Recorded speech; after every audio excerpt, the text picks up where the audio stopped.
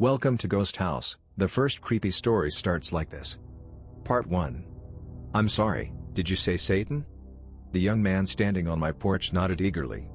Yes, sir. He said. We have come to spread the message of our Lord and Savior Satan. I looked from him to his companion. Both were dressed in ill-fitting white button-down shirts and black slacks, with gelled up-side-part haircuts and slightly manic smiles. Okay. I said. Well, I'm not really into the Lord and Savior thing, so I think I'm gonna have to pass. I closed the door only to find the young man's foot obstructing it. I opened it back up and sighed. Just a moment of your time, sir, the young man said. Perhaps a look at our literature could convince you. The other young man lifted up his suitcase and popped open the latches. When I saw what was inside, my heart nearly jumped out of my chest. Is that real? I asked. Oh yes, sir, the first man said. Go ahead and take a closer look. I slowly reached out and picked up one of the bundles and inspected it. I'm no expert, but it certainly looked like a real stack of $100 bills to me. I looked from the money, to the creepy but overall harmless-seeming young men, and then I waved them inside. We sat down around my coffee table and there was a moment of awkward silence. So, I began, clearing my throat. My name's David. And you two are? Oh, forgive my rudeness, sir, the first young man replied. I am Acolyte Paul, and this is Acolyte Stephen. Well, would you like anything to drink? Oh no, sir. We do not require sustenance as mortals do, said Paul. Right, I said. I picked up my half-finished beer from the night before and took a swig. The two young men just sat in silence, grinning at me as I drank. I coughed a little bit on the end of the beer and wiped the foam from my lips. You said you came to spread a message, right? I asked. So what's the message? We're really glad you asked, said Paul. Satan is recruiting for skilled labor positions in hell, and we've identified you as a top candidate. Congratulations, sir, this is fantastic news for you. My eyes wandered to the suitcase full of money. And what does this job consist of? I asked. Asking all the right questions, Paul replied. You're a sharp guy, David. The details are all laid out in this contract here. Stephen? Stephen produced a single piece of paper from somewhere I couldn't see and laid it on the coffee table. I picked up the paper and stared at it. This is a contract? I asked. Oh yes, sir, said Paul. What language is this? It's written in Old Enochian, sir, the language of angels. I set the contract back down on the table. Well, what's it say? I asked. I'm sorry, sir, said Paul. I can't read Old Enochian.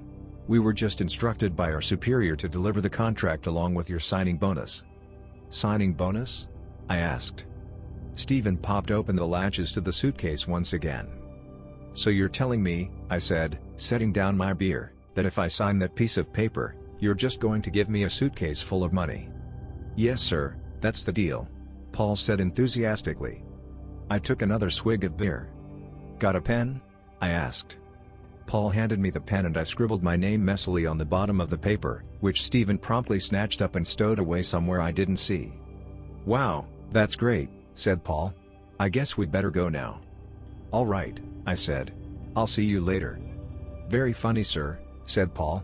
Of course I meant we three had better go. What do you mean by? My voice was cut off by a roaring sound as the three of us fell through the floor. Hot air rushed past us as we fell towards a distant red glow below us. Paul and Stephen's faces remained frozen in their manic grins as their ties flapped up and whipped around their faces. We fell hard on the glowing red dirt below, sending up a cloud of dust around us. When the dust cleared, I found myself in a strange cross between a cave and an office, facing a large obsidian desk behind which sat a high-backed leather chair. The chair slowly swung around to reveal a smiling red demon in a suit. Hi David, he said. I'm Satan. Now let's talk about that job. Part 2. What in God's name is going on here? I sputtered out. Satan arched one of his thin black eyebrows. In whose name? He said. I began, before Satan cut me off with good-natured laughter. I'm only joking, Satan said. But boy, you ever not know how to read a room, Jerry. You're gonna have to work on that if you're going to succeed down here in hell. But my name's David, I said. Satan opened a manila file folder on his desk and slipped on a pair of pince-nez reading spectacles. He scanned the folder for a moment before looking back up at me. Are you not Jerry Smith, Satanic cult leader and master of unholy magic? He asked. No, I'm an accountant, I replied. Satan scratched at his goatee. Well, that's not good at all, he said. Do you at least have a bachelor's degree in unholy magic? No, I said. Is that even a thing that exists? Of course it is, said Satan. We have an online program at the University of Phoenix. Oh, I said. But isn't that place kind of a scam? He said. Why? Because they lure naive young people in with the promise of a better future and then bilk them out of thousands of dollars all in exchange for a degree not worth the paper it's printed on? Yeah, I said. That was the reason I was thinking of. Jerry, said Satan, shaking his head. My name's actually. I know that to the less enlightened that may seem like a scam, he went on, but here in hell we call that a masterclass in practical business ethics. Plus, due to some clever legal maneuvering, we have the implicit right to employ 20% of their graduates after death. Okay then. Satan sighed and closed the folder before slipping off his spectacles and setting them down gently on the desk. Well, he said, I can tell that you're probably not going to be a good fit here, but seeing that you've already signed the contract and there are some pretty steep penalties for breach, you're just going to have to do your best. He redirected his attention to the corner of the room where Paul and Stephen stood, still sporting their manic Cheshire cat grins. And as for you two, he said, change out of those human suits. You're giving me the creeps. Yes sir, right away, said Paul. There was a wet tearing noise and Paul and Stephen's faces split down the middle as two gargantuan, insect-like heads sprouted out from their necks. The rest of the skin slid off onto the floor like a pile of discarded clothes. Satan shook his head as he regarded the two now stark naked demons standing in his office. Don't you guys wear clothes under those suits? He said. Sorry, Mr. Satan sir, said Paul. It's really hot with clothes on underneath. You do realize that we're currently in hell, right? Said Satan. You guys should be used to the heat by now. Yes, Mr. Satan, sir, said Paul. Satan sighed and pressed a little red button on his phone handset. Tina? He said. Yes, Mr. Satan? Came a tired-sounding female voice. Can you please send in Firesnell to escort acolytes Paul and Stephen to the pain monster down in HR? Yes, Mr. Satan. The door to the office opened and a giant blue-skinned demon with a hatchet embedded in the back of his skull entered. He slung the two acolytes over his shoulder and carried them screaming out of the office. I should have fired those two a long time ago, said Satan, shaking his head. But they're my wife's nephews, what can I do? Don't know, I replied. As Satan skimmed the manila file folder on his desk, I eyed the two suits of human skin in the corner of the office, wondering if they had used to be filled with humans instead of demons. My thoughts were soon interrupted by Satan clearing his throat. Well, no sense in wasting time, he said. Let's get down to brass tacks. I assume you're familiar with Ortsnack's law of eternal soul entropy and hyperinflation. Ortsnack's what? I asked. Satan sighed and scribbled a note in the folder. Well, at the very least you should be acquainted with Ball's index of human evil and the correct way to measure a soul's value in micro-Hitlers, he said. I shook my head. Sorry, no, I said. Satan frowned and scribbled another note inside the folder. Then he shut it and tossed it into the fireplace in the back corner of the office. The fire flashed bright purple for a moment, and then the file was gone. That's all right, he said with an easy smile. It's all relatively straightforward, I'm sure you'll pick it up in no time. In the meantime, though, I'm going to assign you a training officer to help you learn the ropes and monitor your progress. Satan pressed a button on his phone headset. Tina? He said. Yes, Mr. Satan? A tired-sounding female voice replied. Can you send in Frank and Teddy? Yes, Mr. Satan, replied the voice. Satan released the button, and a moment later the office door burst off the hinges and an enormous demonic teddy bear lumbered into the office. His fur was gray and spotted with what looked suspiciously like old bloodstains, and one of his eyes glowed red like burning coal. When he spoke, it was in a deep, resounding baritone that was so loud that it chattered my teeth. Yes, Lord Satan? He boomed. Hello, Frank and Teddy, said Satan. This here is Jerry Smith, Master of Satanic Accounting. I need you to show him the ropes on the new project they're running out of Daryl's department. Do you think you can do that for me? I shall complete my task or die in the course of its glorious undertaking, Frank and Teddy said. Then, turning his attention to me, he said, Come human. We have work to do. Yet when I tried to stand, I found my legs to be strangely uncooperative. My stomach was squirming, and the demon's ember I felt like it was burning a hole in me from across the room. Satan? I asked. Yes, Jerry?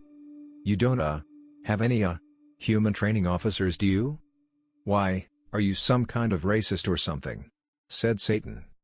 No, I mean, are teddy bears even technically a race? I am a commander in Satan's demonic legion, boomed Frank-N-Teddy. Not a teddy bear.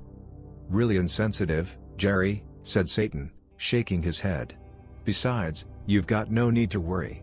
Frank-N-Teddy is one of our finest training officers. And he's only authorized to use lethal force in extreme circumstances. Oh, I said. That's comforting. Come, tiny human, boomed Frank-N-Teddy. He motioned for me to follow him out of the office and I did so. When we got into the hallway he said, "It is time for your first and most important lesson, human. In the everlasting kingdom of hell, all circumstances qualify as extreme." I felt my knees weaken a little. I opened my mouth to reply, but all that came out was a slight gasping sound. The hallway that Frank-N-Teddy and I walked along was filled with closed doors, screams emanating from the rooms behind them. I felt a deep sense of dread beginning to bubble in my stomach. I hope that I'm still alive in a few days' time. Part 3. Frank-N-Teddy ushered me into Daryl's department, a dim little office lit by flickering fluorescent lights. "The new satanic thrall has arrived," announced Frank-N-Teddy. Daryl walked up and eyed me up and down. He was a short and bespectacled reptilian demon with a large potbelly that strained the buttons of his shirt. He looked over his spectacles at me with a look of slack disinterest. "Jerry Smith, master of satanic magic?" he said. "There has been a mix-up," Frank-N-Teddy said. "This is David Robbins, master of satanic accounting." Just accounting," I said. Daryl crossed his arms and wrinkled up the leathery skin of his face. "What am I supposed to do with a regular Earth accountant?" he asked. "This is no good. Tell Satan to send him back up." "We can't send him back," he replied. "He's already signed the contract." Daryl sighed and rubbed his forehead. He turned around and beckoned over his shoulder at me. "Come on this way," he said. "I'll show you to your desk." He led us to a small but hefty-looking metal desk with a leg manacle attached to the bottom. "Don't worry," Daryl said when he caught me eyeing it. "We don't use the chains anymore. New labor regulations and all that." "That's great," I said faintly. "So I assume you know what you'll be doing here then?" he asked. The contract would have been very detailed. "Well, it was written in Old Enochian," I said. Daryl peered over the top of his glasses again. "You mean to tell me that you can't read Old Enochian?" he asked. "Yes, that's right." Daryl pulled off his spectacles and rubbed his eyes. "And yet Satan still refuses to let the department heads interview new candidates," he said despondently. "Well, I hate to break it to you, but it's nothing exciting. In this department, we basically serve as middlemen. We deal with the buying and selling of souls." "Who would buy a human soul?" I asked. "Various cosmic entities." "What do they do with them?" I asked. Daryl shrugged. "We don't really deal with that in this department," he said. "I always thought hell was the final destination for damned souls," I said. "I had no idea that it was actually just full of middlemen." "First off," Daryl said, "even if hell was the final destination for souls, it would still be filled with middlemen. Secondly, hell is a multi-dimensional corporation. We don't just trade in souls. We have parts in all kinds of business. We just closed a big endorsement deal with an A-list movie star for one of our reverse mortgage companies." "Really?" I said. "You managed to get a movie star to sign a deal with Satan? How did you do that?" "Oh, it was easy," Daryl said, waving his hand dismissively. "We own 90% of all the souls in Hollywood." "Oh," I said. "Don't worry," Daryl said. "It takes a little moral flexibility at first, but I'm sure that you'll get used to it. And all things considered, it's not a bad place to work. We've got an excellent medical plan, for instance." "Really?"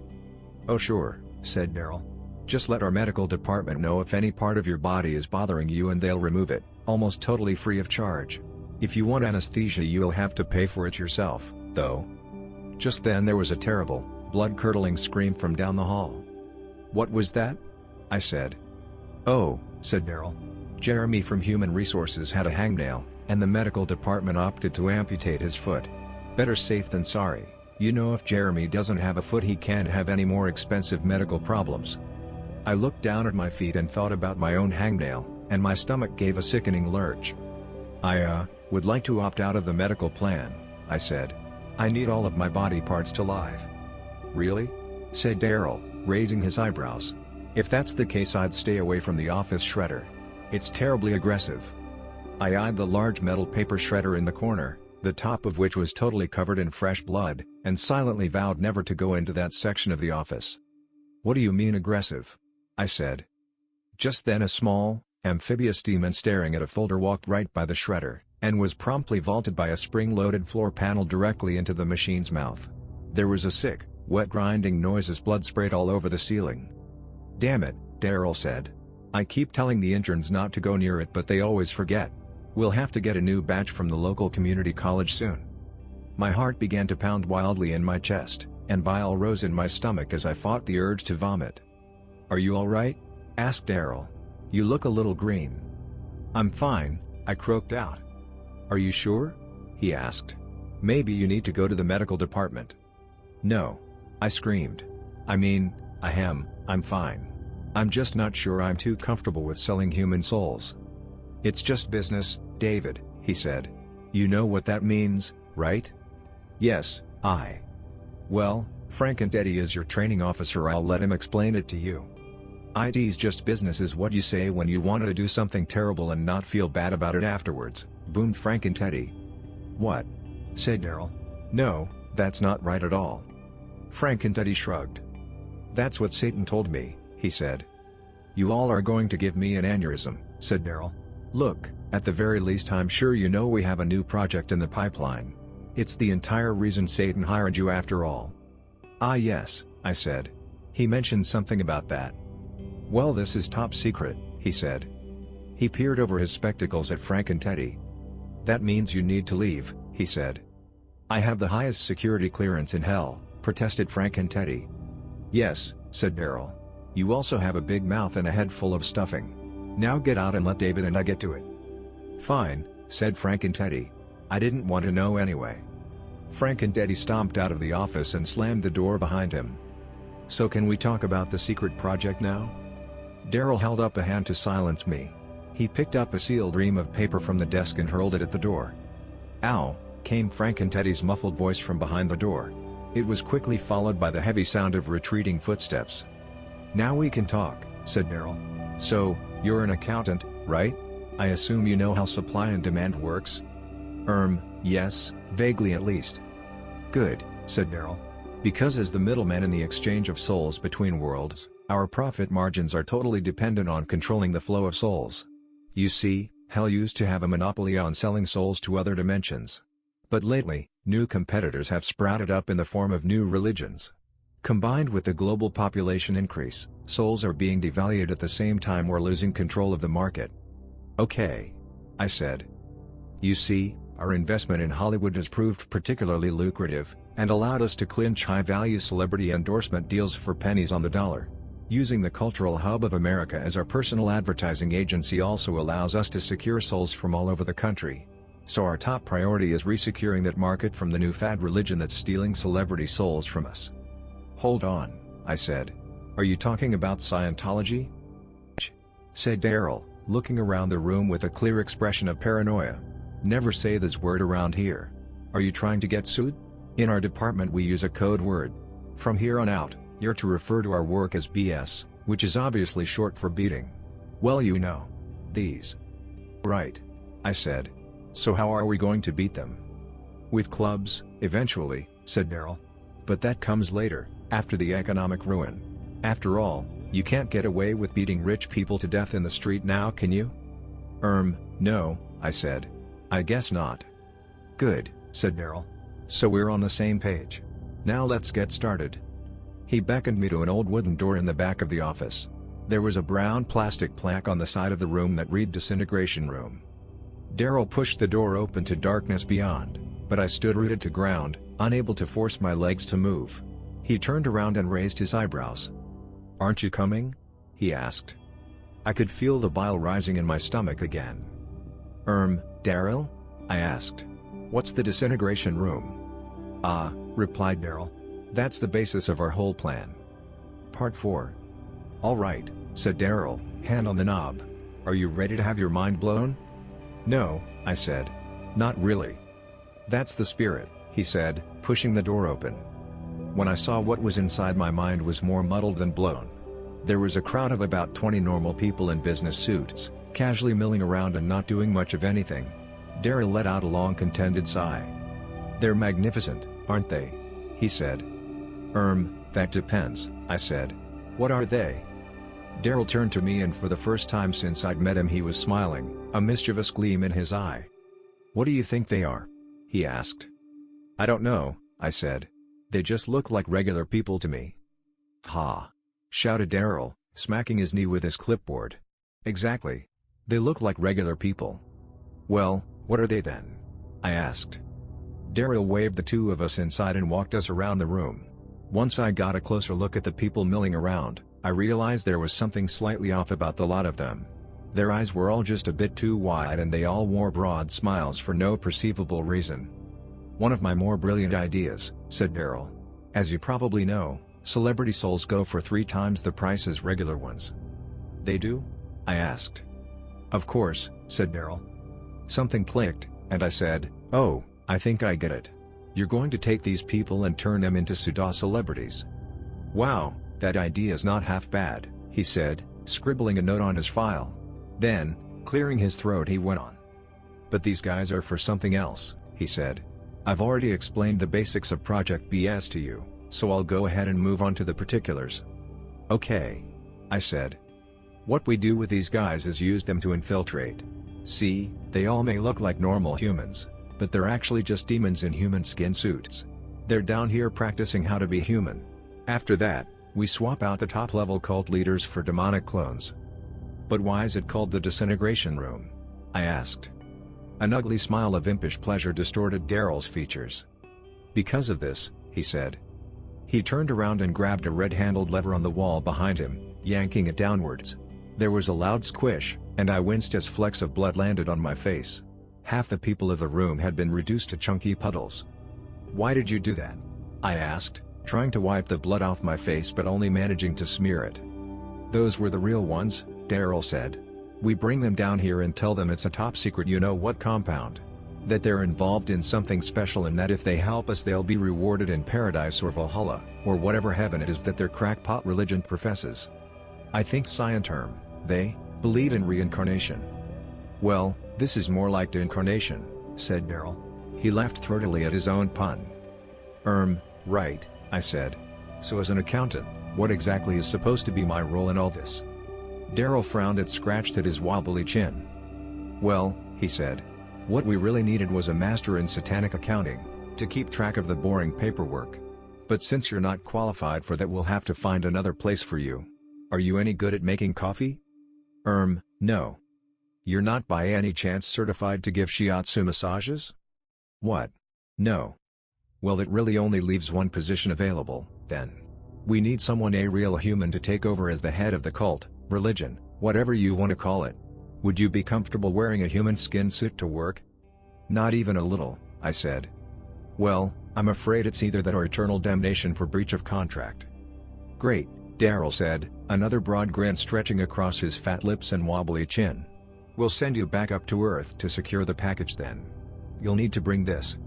He rummaged in his pockets and pulled out a gun that looked like something out of a science fiction movie. What the hell does this thing do?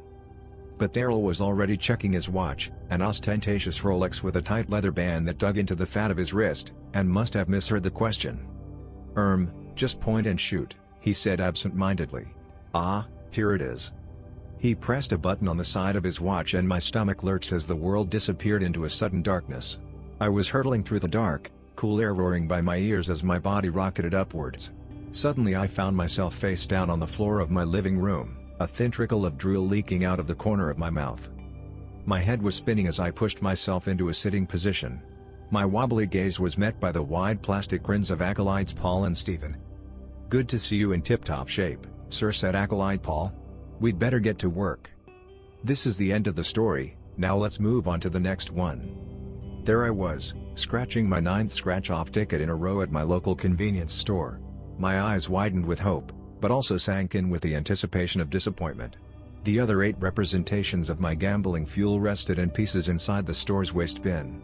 Revealing each number using my lucky penny, I scratched away, while simultaneously grinding my teeth. In a moment of displeasure, I tore the ticket to shreds and tossed it aside with the rest. It was another loser. At this point, I was about $50 deep and knew I had to shake my bad habit. However, betting my smidgen of wealth was an angel in comparison to the demons I'd annexed throughout my short-lived life. I had just turned 18 a couple months prior, an achievement of sorts for a boy with such a shaky childhood. My parents didn't always gravitate to each other in the way that happy couples do, like flowers reaching for sunlight. No, their values were pitted against one another, through verbal quarrels and even physical exchanges. With these background altercations and the scent of booze that bled through the air and walls, getting sleep at night was like pulling teeth. Even days I was left home alone, I could swear on my life that I heard my mother and father screaming and yelling, as if they were still in the house. I'd witness the walls shake, knocking down lamps and picture frames in chain reaction to the vibrations. On top of that, I recall seeing my dad pacing in the upstairs hallway, countless times. Every time this happened, even with certainty that no one else was there, I'd search around the residence anyway. I never found a reason for the disruptions. Taking the home life a lot worse was my younger brother Gregory, as his young mind solely paired confusion as a counterpart to the madness. At the age of 9, my brother had picked up a handful of the traits dispersed throughout the paper-thin walls. The anger, the sensitivity, even gradual changes in appetite all became a part of him as a being. Getting through school is tough enough for him, let alone the miracle that was me receiving my bright white graduation cap and gown earlier in the year. However, I've made a tremendous effort in aiding his educational progress, despite resistance on various occasions. But enough about that. Back to my gambling woes. I cut myself off, hoping to replace my vice with a more pleasant distraction, one that would come in the form of gray fur and paws. My older sister Jennifer, who took my brother and I under her wing in recent years to help us resuscitate, adopted me a 3-year-old gray cat. This was compensation for leaving me during the bad times. I decided to head home and meet the little furball, whom I predetermined would be named Smokey. Opening the front door, I was met with a brush of softness, both from a touch of fur upon my leg and within the audible meow that had dispensed from the adorable pet. The short-haired gray cat had seemed to already have a comfortable sensibility to my presence. In return, I knelt down to pet him, but only to be welcomed by a strained screech. The high-pitched scream didn't come from my new purring family member, but from my sister. "Gregory!" she yelled out. "Get over here, right now." I made my way over to the hallway, in which she voiced her concern, to see what was going on. With my dismay, black marker ink was plastered across the tan-hued wall. The ink was shaped into something that made my eyes widen in shock. I was petrified. Terrifying depictions of cats with their teeth ripped out, along with a young boy tearing his own teeth out, were drawn. My little brother had crawled out of his room on all fours with a wide grin on his face and smudges of black ink spread across the palms and backs of his hands. "Gregory! Why did you do this? You made such a mess!" My sister Jennifer had yelled in exasperation. "Clean it up right now." My little brother just stared with that creepy little grin on his face, not a single word spoken. All that was received was a lingering silence. Up until the quietness was suddenly cut off by something frightening. An ear-splitting shriek emerged from my brother's mouth. Both my sister and I clamped our own ears tightly to protect our suffering eardrums from the noise. After a minute or two, silence returned, and little Gregory scurried back into his room, the door shutting and locking behind him. Jennifer and I, still horrified and shaken, ended up cleaning the wall ourselves. Later that night, I was woken up by the sound of deep and slow scratching, like sharp claws were being embedded into wood. My first thought was that Smokey was trying to leave the room, but he remained curled up at the edge of my bed. As I rose up from my slumber and began to step towards my door, the scratching increased in both speed and volume, the noise only ceasing when I turned the knob and opened the door. I crept my way down the stairs, as cautiously and quietly as possible, as to not alert my sleeping siblings. However, my tactic was deemed a waste, with the clamor of what sounded like pots and pans being tossed around in the kitchen. Stepping into the vicinity of the noise, I came across the culprit. It was my cat, Smokey, perched up on the kitchen counter, knocking down the pans that hung from the backsplash behind the stove. My brain was boggled by the fact Smokey managed to sneak past me unnoticed, especially with me walking incognito. Looking down, a canvas of red caught my eye. Streaks and drips of what appeared to be blood trailed across the hardwood floor, leading to marks dug into the wall. I assumed this was the source of the scratching sounds, but Smokey was blood-free and the engravings were far too large for such a small cat to make. Besides, he was in my bed when the commotion began. I couldn't make heads or tails of it, but I was too tired to investigate. Hoping it was just a chimney-lurking raccoon, I cleaned up the mess and headed back to bed. The next morning was an aroma-filled paradise. I could almost taste the greasy maple bacon, as the scent gathered in the air. The poached eggs and golden brown wheat toast danced around my imagination before I rushed down to the dining room. My sister was already at the bottom of the stairs, about to call my name, as I interrupted her with a close collision. I hopped into a vacant seat and dived right into the gloriously prepared plate of food. Glancing over at Gregory, I acknowledged him with, "Good morning. Get a good night's rest?" However, I was met with complete silence and a defiant grin once again. I expected another outcry, but instead my eyes made contact with Gregory's hands. His fingertips showed signs of stress, but the severity of it was beyond the likeness of fingernail biting. His nails were receded down to the flesh, and the skin freshly broken with signs of blood loss. My brother began to open his mouth in motion with a foreshadowing of vomit, then let out a mass of black liquid and gunk. The regurgitation left me disgusted and frankly, quite baffled. I immediately turned to my sister to see if she witnessed what unfolded, but it was already too late. My brother vanished from the dining room table, along with the obscure grime that spewed past the crevice in which his lips were shaped. Almost instantly after the disappearance, I woke up. The events that appeared so real, were conceived as a nightmare. That familiar smell of breakfast again lingered around the house. I figured these scents had just temporarily carried over from the bad dream. Upon strolling on down to the kitchen, my theory was proven right. My sister had already left for work and it seemed the kitchen remained untouched. Except for one part. A subtle pulsating breath greeted my ears. The wetness of a single drop of saliva was felt along the peak of my shoulder. Maybe it wasn't the greatest idea to look up at this point in time, but my curiosity collided with my impulse reflexes. I swear my eyes almost slivered out of their sockets, because when I stared, I was looking at something that made me question my sanity. My little brother Gregory was up above me, defying gravity, his hands flat against the ceiling as if it was the floor. He was foaming at the mouth, bug-eyed, his face pale and gray but with a reddish tint. I remained frozen in place from fright when Gregory leapt down from his perch. He immediately dashed upstairs on all fours, quicker than I could ever run. After this, a resounding animal-like whine, the kind you'd expect to hear when a cat's tail is accidentally stepped on, roared throughout the home. "Smokey!" I yelled out as I ran up to my room. What happened from there disturbed me, to say the least. Tears hit my cheeks. My face expressed disgust in both movement and color. I was upset in more ways than I knew a person could feel. The combined emotions of terror, revulsion, wretchedness, and perplexity overcame me in this very moment. My cat Smokey laid rested with his teeth torn out, but surprisingly still conscious. I watched as my brother, with radiating yellow eyes, rip out his own teeth as well. Oddly enough, quick and easy like tearing off a bandage. Gregory then placed his own teeth into Smokey's mouth and did the same to himself with the cat's fangs. The scene before me was remarkable, but in the worst sense. A young male, about 4.5 feet tall, with a mouth resembling a feline's. A once cute-looking feline, altered into a humanoid appearance via its jawline. My brother picked up Smokey's new form into his arms, walked away, and vanished right through the wall, neither of them to be seen again.